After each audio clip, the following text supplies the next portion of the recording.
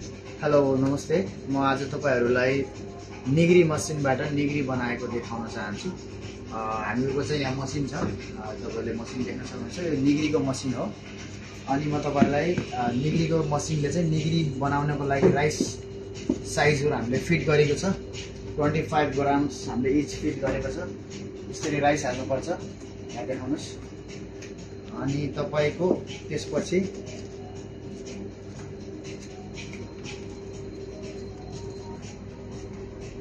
यो हाम्रो राइस भयो 5 कम सरी। अब यसरी चाहिँ राइस हाल्ने हो। त्यसपछि हामीले लिड लगाइदियौ अनि रिस्टार्ट हुन्छ। त्यसपछि स्टार्ट हुन्छ, यो स्टार्ट हुन्छ अनि त्यसपछि यसले साइजको निग्री हामीले यहाँ सेट गरिसकेको छ अनि यो सेट हुन्छ। हेर्दै जानु होला।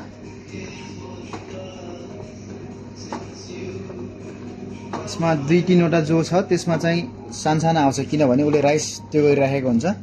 यो चाहिँ वेस्टेज पार्ट हो। यसलाई चाहिँ हामीले अरु राइसहरुमा युज गर्न सक्छ। सो अब तपाईले देख्न सक्नुहुन्छ यसको साइज आइसकेको छ।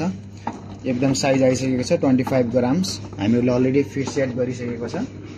यसरी चाहिँ तपाई बिजी भएको बेला तपाई एक्लै हुनुहुन्छ शिफ्टमा भने चाहिँ यसले धेरै इजी हुन्छ। अनि हामीहरुले यो प्रिपरेसन गरेर राख्छ ताकि हामीलाई इजी होस् अर्डर आउँदा हैन। यो चाहिँ हाम्रो निग्रीको मसिन हो। यो जापानदेखि मगाएको हो। यहाँ माल्टामा चाहिँ छैन। यो धेरै कम रेस्टुरेन्टहरुमा चाहिँ हुन्छ किनभने हामी इम्प्लोइहरु चाहिँ कम हुन्छ काम गर्नको लागि। एकजनाले सबै शिफ्ट सम्हाल्नु पर्ने हुन्छ। त्यो कारणले चाहिँ यसरी निग्री बन्छ। पछि निग्री बनाएर देखाउन चाहन्छु हैन। जस्तै यो हामीहरुको निग्रीको साइज भइहाल्यो। त्यसपछि हामीहरुसँग सालमन हामीले अलरेडी काटेर राखेको छ है निग्रीको लागि। अनि तपाई अब यो हातले जस्तै यो राइस यसरी पिक गर्नु। त्यसपछि यो हात हुन्छ। त्यसपछि यहाँ राखेर तपाईको एक सिधा यसै गरेपछि तपाईको निग्री बनिहाल्यो है। जस्तै म प्लेटमा पनि देखाइदिन्छु। सुन्नुस्, तपाईको चाहिँ एकदमै इजी हुन्छ। यो मसिनले गर्दा चाहिँ यसो गर्यो, ट्याक्क यसो गर्यो, एकचोटी मात्र शेप दिनुभयो भने पनि एकदमै राम्रो देखिन्छ। तपाईको यसलाई चाहिँ केही गर्नु पर्दैन किनभने हामीसँग मसिनले अलरेडी गरिसकेको छ। इजी हुन्छ एकदम। यो सिकारु जो पनि बिगिनिङ हुनुहुन्छ, जो सिक्दै गर्नु भएको उहाँहरुलाई चाहिँ एकदमै इजी हुन्छ। यसरी अब हेर्नुस्, यो हेर्न सक्नुहुन्छ है।